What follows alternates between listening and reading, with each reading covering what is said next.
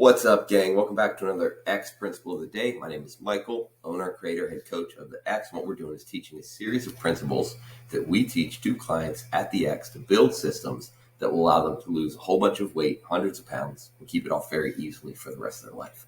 Today's principle is about binge eating or overeating and gaining fat. So if you feel like crap for the binge eating episode that you had last night, what I want you to understand is exactly how much food you actually have to consume in order to gain just 1 pound of fat, okay? So in order to gain a pound of fat, you have to eat over your maintenance calories by at least 3,500 calories in a pound of fat. But the reality is, because of the thermic effect of food that you consumed and the proportions of whatever that excess calories are above maintenance, it's probably like 4,000 extra calories.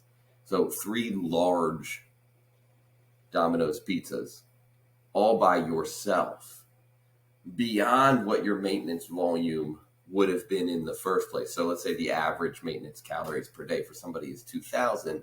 In order for them to gain a pound of fat, they would have to eat at least 5,500 calories in a single day, and then have their body and have their lifestyle not adjust in any capacity the day after and the day after and the day after. But the reality is, for almost all of us, if we do overconsume by that much, we have extra energy and we expend some of that extra energy over the next couple of days. If anybody who is in the gym constantly, has a binge eating episode or that eats a ton of food on a Thursday, they go into the gym on Friday and it's one of their strongest days ever because they're exerting that energy. So in order to gain a pound, you have to overeat and overconsume beyond your maintenance by a massive amount. So if you had 2 full pints of Ben & Jerry's after you stuck to your diet and your maintenance macros for the entire day, you still didn't gain a full pound of body fat.